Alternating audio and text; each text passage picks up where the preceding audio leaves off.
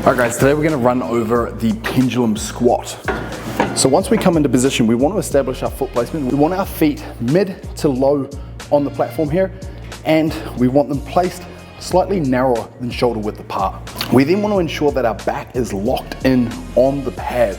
We want to maintain a neutral spine and we don't want any arching of the lower back. Next, we want to make sure that we are bracing. So take a big breath just before you go into the rep and hold that breath by bracing that core like you're about to take a punch to the stomach. As we go into the descent, we want to have a nice controlled down phase. Think of something like a 3 or so second down phase, because we do not want to have a fast change of direction at the bottom, because we are going to be putting ourselves in a position where our knees are relatively vulnerable.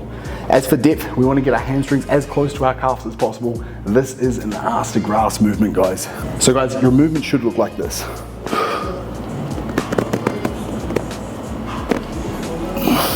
You'll see as I control down nice and slow, knees are shifting over toes, feet are staying flat on the platform here and driving up like a leg extension.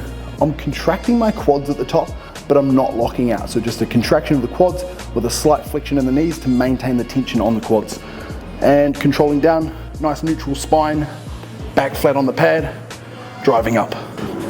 Making sure that change of direction is nice and smooth, so we're not compromising the knees at the bottom of the movement there.